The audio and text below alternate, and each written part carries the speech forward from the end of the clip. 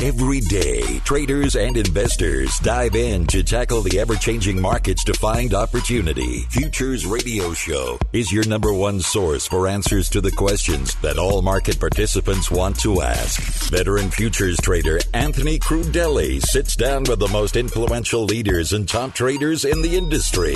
Now, here's your host, Anthony Crudele. What's up, everybody? Anthony Crudele here, and thank you for tuning in for this episode with Jeremie Bacon. Futures Radio Show is sponsored by CME Group, the world's leading and most diverse futures and options exchange.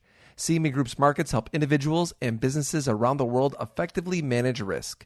For access to free educational tools and resources for the active individual trader, please visit activetrader.cmegroup.com. Remember, new shows are posted on Mondays and Thursdays. You can subscribe to the show on iTunes, YouTube, Google Podcasts, Spotify, and Stitcher. Now, if you're enjoying the show, everybody, please leave a review on iTunes. This show is also sponsored by Trading Technologies, FTSE Russell, and RJO Futures. To learn about some great offers that these sponsors have for our listeners, please visit futuresradioshow.com/sponsors. Today I spoke with the CEO of Imagineer Technology Group, Jeremie Bacon. I had a fun and educational chat with Jeremie. We talked about the growing popularity of the E-Mini S&P 500 ESG Futures. ESG stands for Environmental, Social, and Governance. I would highly recommend you go to CME Group's website to learn more about these futures, as I think they will continue to grow in popularity among traders. Now, back to today's show, Jeremie explained why there are so many people looking into these ESG futures. And listening to him, I started to think that COVID-19 could really accelerate this trend of popularity. So Jeremie and I discussed that as a real possibility. He talked about how BlackRock has been a leader in the ESG space. And last but not least, we talked about maintaining balance while on lockdown. So without further ado, let me take you right to the interview with Jeremie.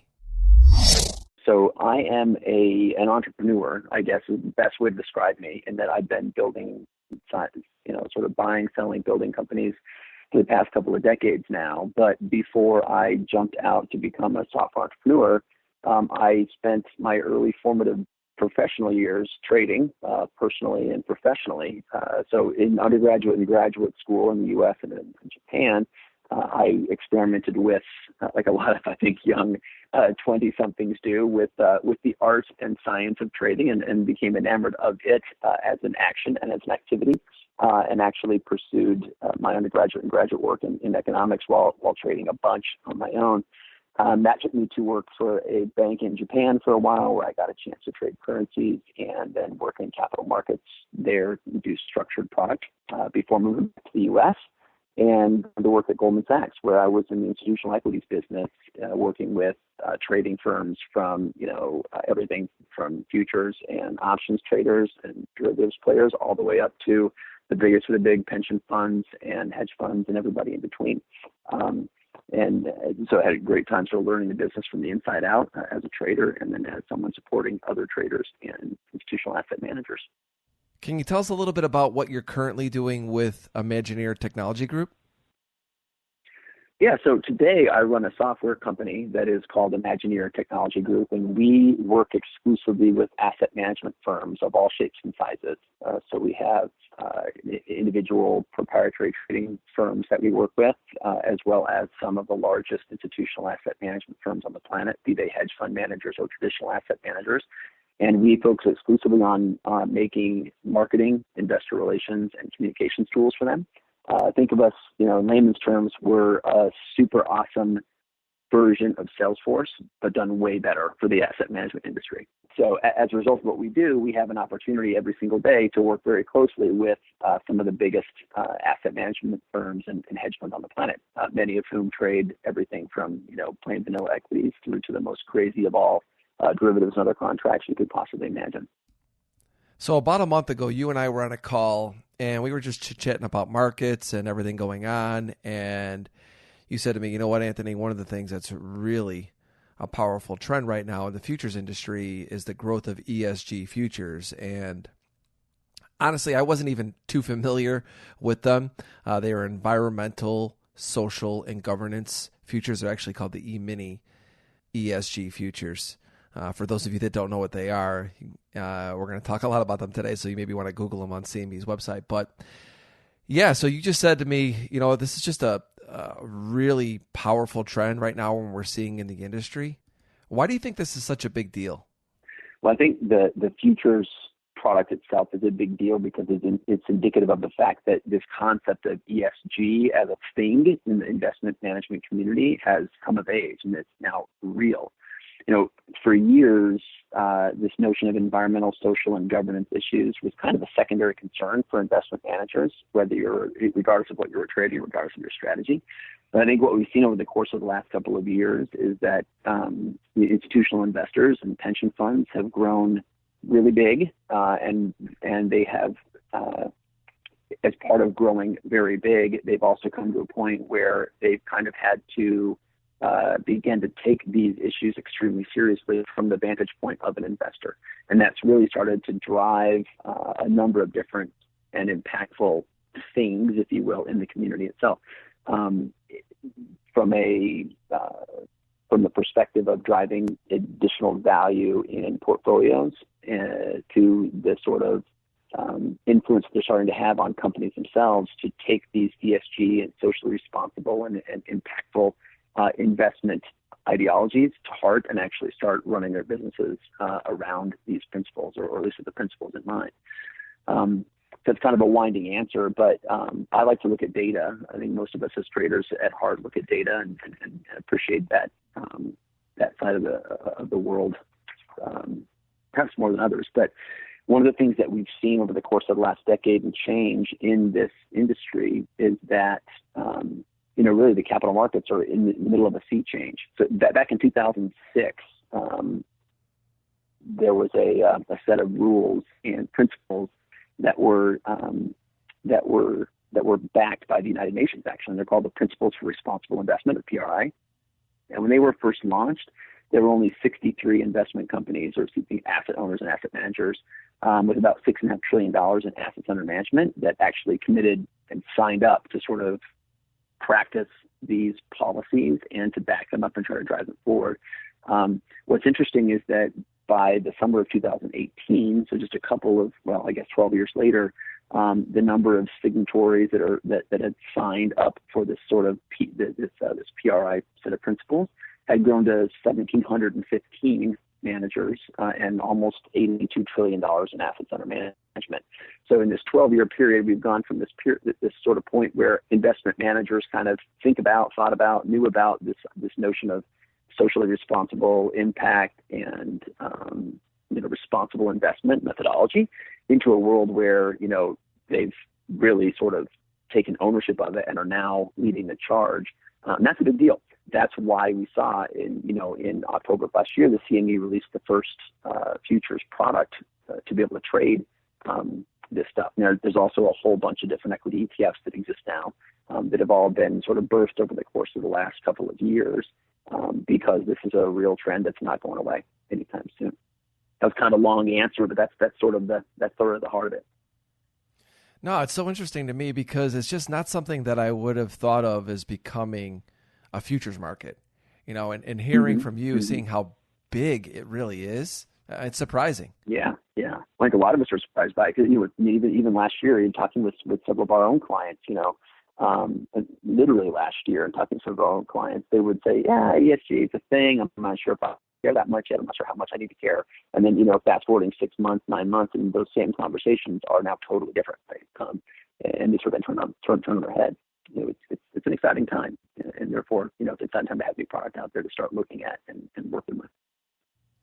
It's also an interesting time, I think, coinciding with COVID-19, because I think that this kind of aligns with it in a weird way, right? I feel like the world has changed a bit after COVID-19, I think, to say the least. We don't know exactly how, but when you look at these futures, and you talked about how they were already trending, environmental, social, and governance, I just feel like, boy, there's going to be some interesting companies and investments going into this space following COVID-19. I mean, what do you think about that?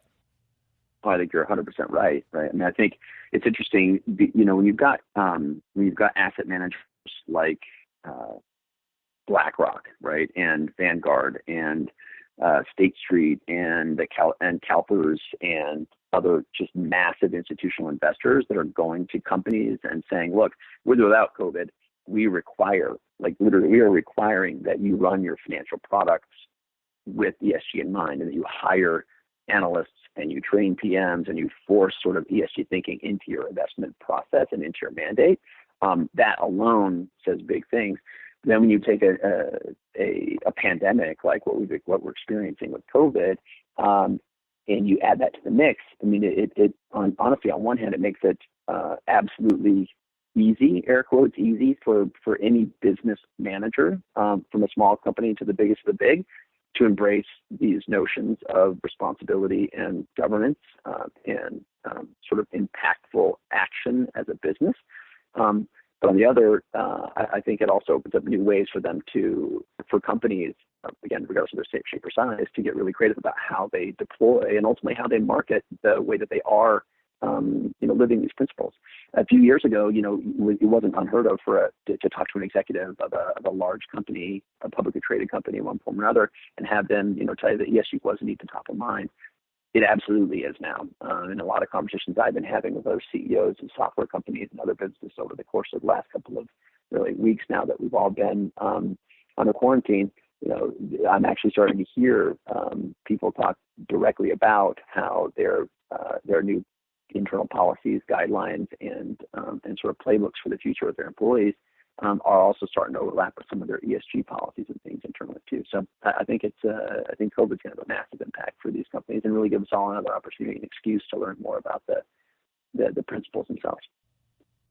Yeah, no question. I mean, that's why I was so excited to talk to you today, because I was looking at these ESG futures and how you were talking about this big trend that's in place with them, and COVID-19, I think, is just going to accelerate this trend that was already in place. That to be quite honest with you, I knew about it, but I didn't have any idea it was as big as it was. And it was funny because I was actually talking with several of my friends, are all on the phone a lot these days, at night, and staying in contact with all of our friends. And one of my friends had mentioned, he goes, you know what this feels like? He goes, I feel like we're getting into that point where, did you ever see that movie Judge Dredd? Yes, I did. That was one of the more interesting Sly movies, but yes. Yeah, I know. It was one of those Stallone movies that it wasn't really good, but you couldn't look away either. And he was, totally. Yeah. So we were talking about that, and he's like, because he was talking to me about the markets and everything, he's like, I don't know why, Anthony. He goes, I feel like that's kind of where we're headed. I'm like, it's probably a bit extreme as to where we are, but in some ways, I think some of those things that are going back to that movie, I feel like we could see some of that in society going forward. Yeah, you never know, right? Strange, like truth is stranger than fiction, as they say. So who knows what comes tomorrow? But what I do know is that, or what I'm pretty sure of, is that it's also experiences like these that sort of help the light bulbs go off for people, right? And give them a new sense and a new way to think about stuff and to approach it. I think what's interesting too, I think oftentimes like this whole concept of ESG is kind of nebulous in that the reality is that investment managers and traders aren't the ones who are driving ESG, or that maybe I should restate that. Investment managers and traders help to drive ESG and the priority of it, but the people at the end of the day who are actually responsible for implementing ESG policies are the companies that those managers and traders are actually investing in or trading in, right? And so when you talk about like what does ESG mean at the corporate business level, ultimately, and how do they have to respond to this, it means that at the end of the day, companies have to sort of rethink their culture, right? And publish a statement of purpose, as an organization and really change their values. I think it's also no coincidence that we're seeing a bigger impact now and a bigger and a lot more attention being paid to ESG with the coming of age of the millennials in the workforce and Gen Z as it's starting to enter the workforce now. There are very few people, I think, that are under the age of 50 in this country or pretty much any other country on the planet at this point that would argue that corporate leaders have a responsibility to play in helping to alleviate challenges and burdens that impact the world, right? Whether it's purely socially focused or not. And so I think that's another big driver that we get to look forward to. And when I say that, I mean because the trend for ESG is it's only going to get more important. It's only become a bigger and bigger thing, and therefore, again, the opportunities to trade in and around the securities of companies and directly and or via futures contracts to sort of take advantage of the success that companies are having in driving better, more profitable, more sustainable businesses. It's going to grow exponentially over the course of the next several years. So there's a real sea change here. It's kind of cool. Hey everybody, a quick pause here to talk about FTSE Russell. They are a leading global provider of benchmarks, analytics, and data solutions. The Russell 2000 Index is a key benchmark for small-cap U.S. stocks. Be sure to check out the E-Mini Russell 2000 Index Futures contract, symbol RTY. For more information on FTSE Russell and their products, please visit FTSERussell.com. No, definitely. I feel very bullish of what's happening here with this ESG. I haven't traded them yet. I haven't even looked at the chart yet because I wanted to talk with you first and just kind of get an idea of more of what they are. I always tell everybody before you trade any product, learn more about them. And I'm just going to be curious to see how these futures trade, and just I think this space in general, even going beyond the futures. Actually, let's talk about that a little bit. I mean, you work so closely with a lot of these financial services companies. Yeah. Let's take it from the COVID perspective, because I do think that is what's going to accelerate this trend from here. I just get the sense of that's what's going to happen. So what are the implications right now that COVID-19 has had on some of these financial services companies that you work with, and how maybe you could see what's happening with them start to accelerate this upward trend that you and I have been talking about in ESG? I mean, I think the of the E, the S, and the G, it's the S part, the social part that is that will come to the forefront here over the course of the next whatever it is, weeks, months, and years on the back of COVID itself. I mean, asset managers themselves have been impacted the way that every other business has, right? Everyone's had to move into a work from home mode and has really sort of had their personal lives and therefore to a certain extent the professional lives, uprooted to a great extent. But at the same time, the impacts for the asset management industry from COVID are certainly far less intense and far less, aside from performance, right? Portfolio returns and success of trades and whatnot in the near term, certainly far less impacted than the vast majority of the rest of the world economy. But I think what you'll start to see is that materiality matters, and so as companies themselves start to reinvigorate their ESG, profile, and or seek to add to it, particularly around the S part of it, the social side, I think you'll see an increased emphasis on this notion that materiality around really matters. Meaning that sustainability investing is about materiality, and materiality is different for every company and for every industry, right? So, and there are different organizations out there today that have sort of identified the material ESG issues for pretty much every industry on the planet, and develop these really complicated classification systems and ways for people to look at things. But because the reality is that material issues for companies in food, beverage, and retail and distribution are very different than those in professional services and asset management, for example. And so ultimately, it's incumbent upon every company and the teams that run those companies, from the senior executives through to middle management through to the frontline workers, to sort of define and refine what ESG means to their business and how which levers they can pull to most successfully drive increased value for their business by being ESG centric. And that's really what it comes down to, right? At the end of the day, an individual business needs to pick and choose the things that are going to drive its profit margins and or the success of its business in the near, medium, and long term. And those ESG material impact levers, if you will, need to, can, and should be pulled in by those companies as they see fit. And it's ultimately that sort of pulling of those levers that drives financial returns for the business and therefore financial returns for the securities that are tradable around those trends.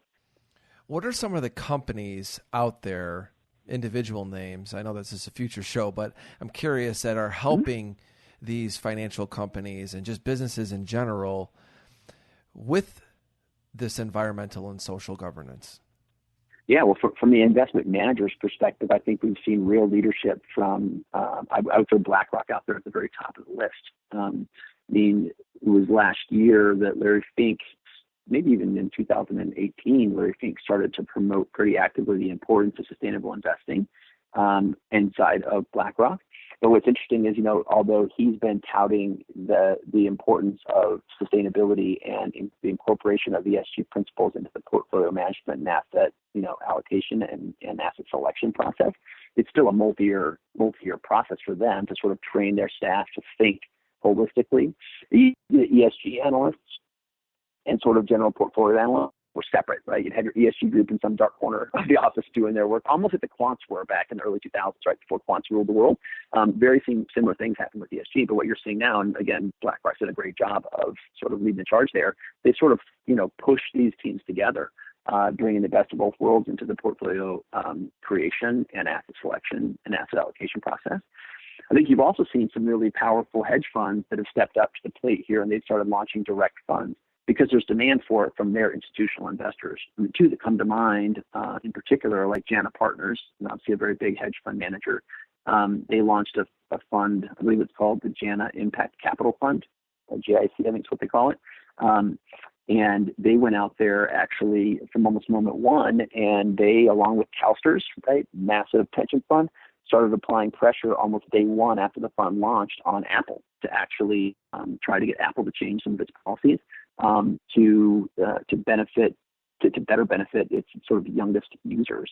And Apple responded almost immediately to the threat and the challenge that CalSTRS and Jana brought to them, and actually made meaningful and impactful changes to their policy around the way that their youngest audience members are able to interact with and use their products, which is a pretty big deal. I know Value Act Capital also launched I think it's called the Value Act Spring Fund, if I'm not mistaken. So Jeff Ubben there, he's a big believer in ESG, and he launched a big fund. Again, it's sort of like from day one, it said, look, we're gonna hold companies, force companies to sort of live these standards and improve their standards and hope to drive better returns. And you actually see that now too, like for the first time, we have enough history, enough data now to actually be able to go back and look at the financial returns that are produced by companies that are practicing what they preach as it relates to ESG. And what you're finding is that those companies that again, take the material issues seriously and drive their businesses around those and reinvent themselves to focus on their ESG, do better and have better financial returns ultimately as a business, and therefore create more shareholder value in the marketplace. So it's really interesting. The last thing I have to say there too is what we're also starting to see, and this is where I think things get exciting with futures, both across a market generally and then with other financial products as well, that they sort of focus on individual sectors and even regions across the country, across the world rather. We also see that ESG success factors kind of vary by region. So for example, for most European portfolios, the trend is that the governance piece is then particularly important for determining outperformance of the underlying companies. But like for North American portfolios, the environmental factors had a much bigger impact over the course of the last couple of years. So, that's one of the reasons why I also really like ESG, is because there's a lot of complexity here, which means that there's also a big need for the creation of everything from better data sets to analyze how companies are actually doing what they say they're doing and how impactful that actually is on their business and therefore on the world and their employees and everything else, which again just leads more opportunity for traders to find edge, right? And that to me is really, really cool. Hey everybody, I want to take a quick pause and talk about RJO Futures.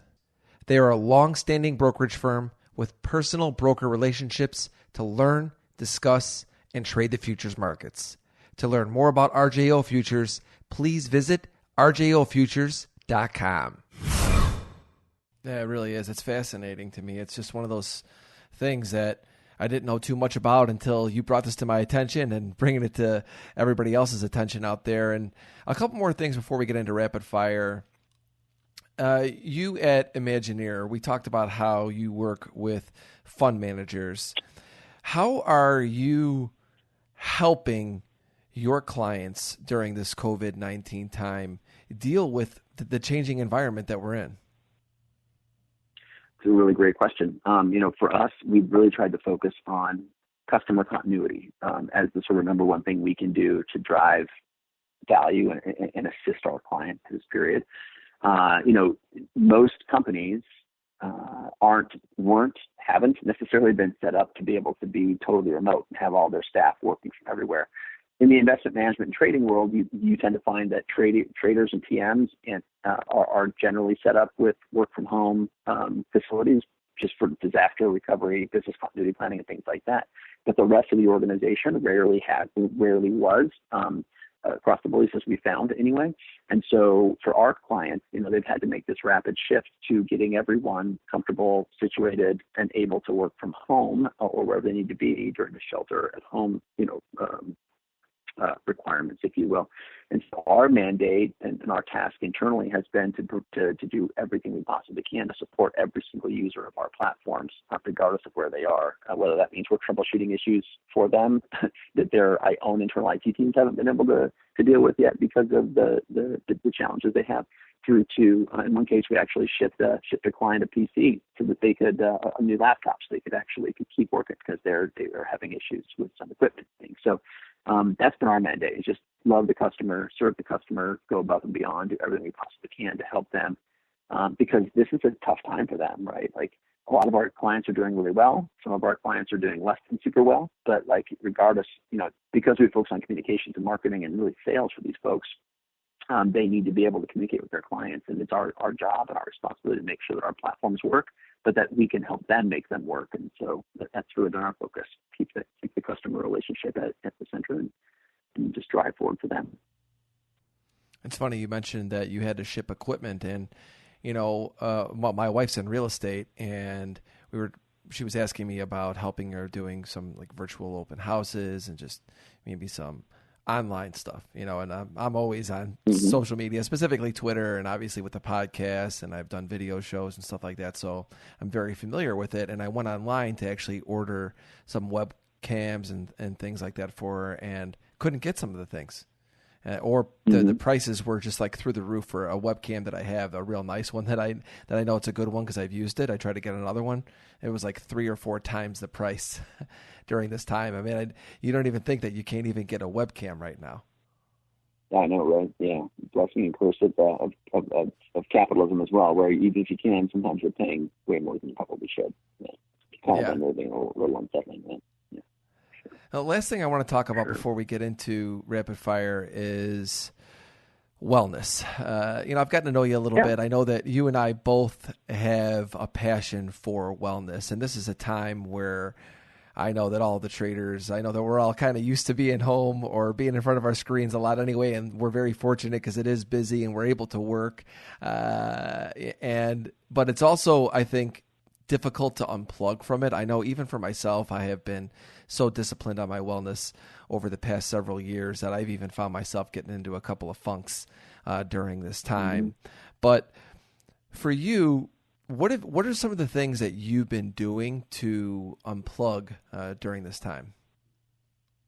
The first thing is that I've been doing everything I can to not change my schedule, which has actually been kind of hard because normally I work from our offices in downtown Chicago, but I live in the burbs. And what that means is that, every morning I get up at 4:45, I have some breakfast, I do some emails, I jump on a train, I get downtown, I work out, then I hit the office.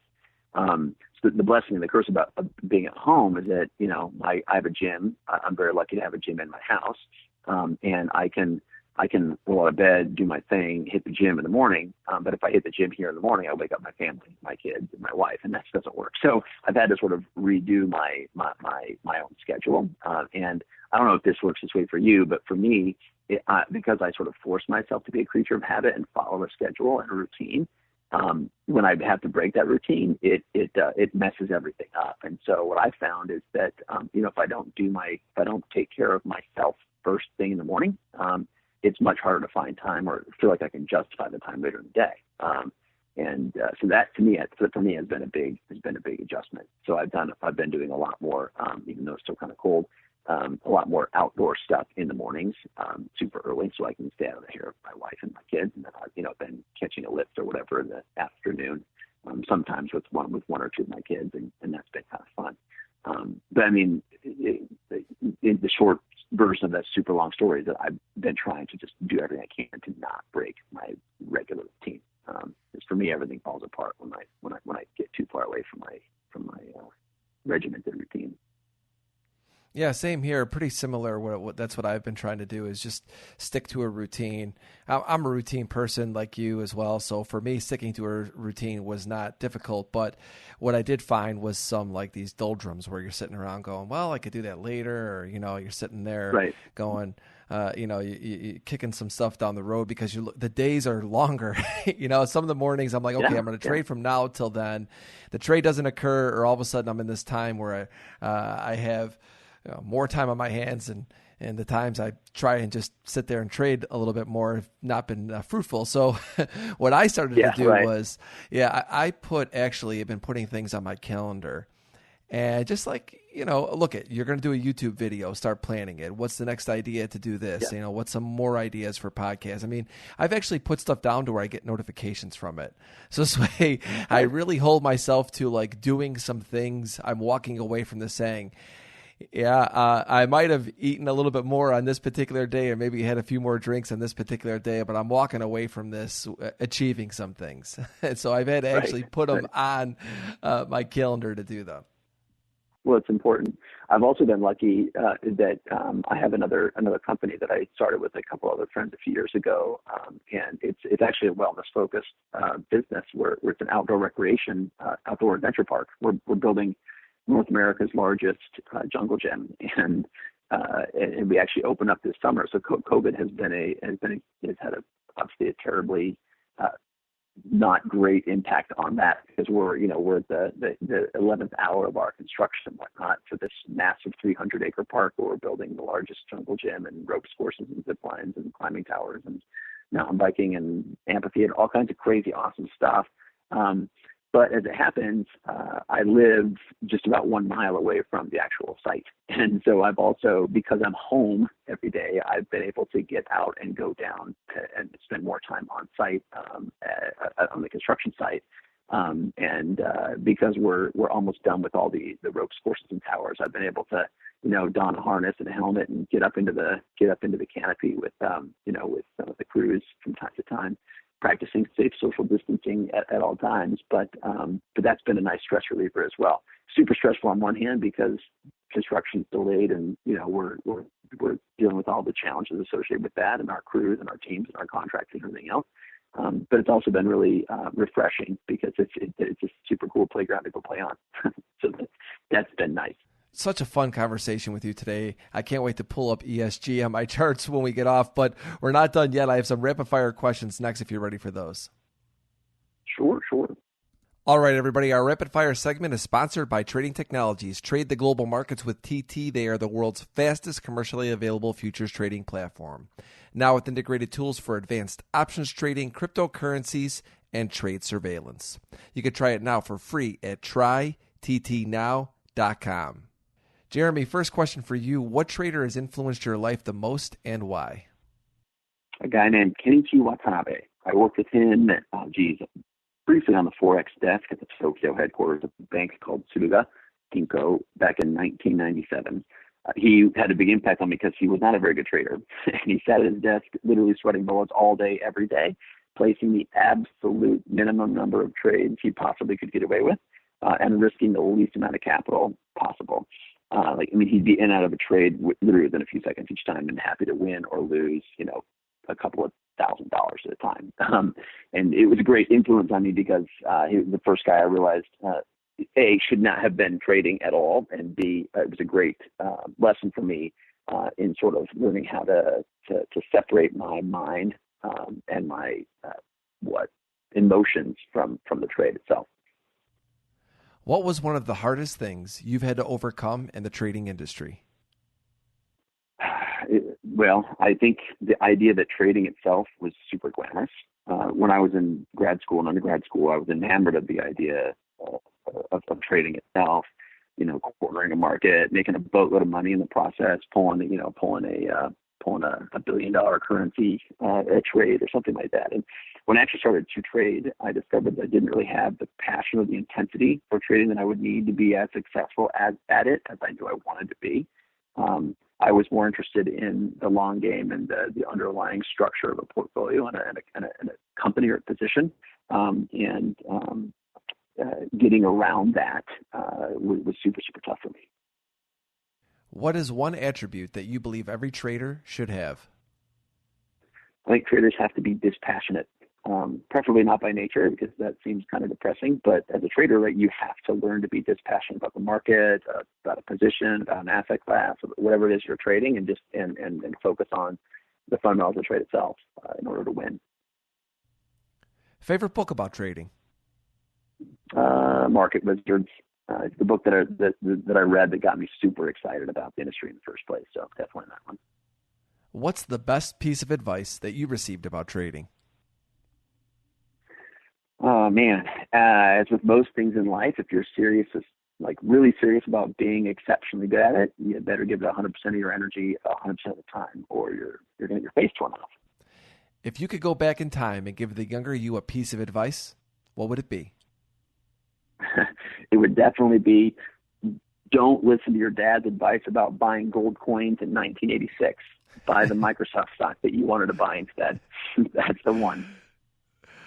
If you had elevator pitch me your edge in the trading industry, what would you say?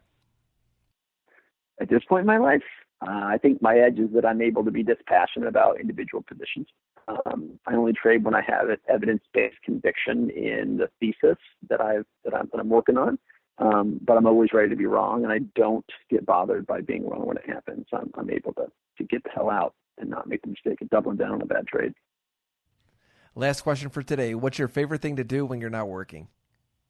I love hanging out with my wife and my kids.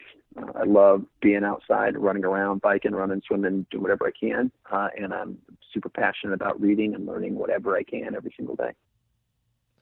Jeremie, where can people find you on social media, preferably Twitter, and give us a website to check out? Sure. So you can find me on LinkedIn at Jeremie Bacon and on Twitter also at Jeremie Bacon. And let's see, the best website to get me at is probably imagineercrm.com. That's the Imagineer website. Jeremie, what can I say? This was such a fun conversation. I learned so much from you today about ESG Futures, and really just a lot of fun talking about wellness and everything that's going on right now. Thank you so much for joining me on Futures Radio Show. Of course. Thanks again for having me. I appreciate it. Thank you for listening to Futures Radio Show. If you enjoyed the show, please leave a review on iTunes. You can listen to all of our episodes on futuresradioshow.com, iTunes, YouTube, Google Podcasts, Spotify, and Stitcher.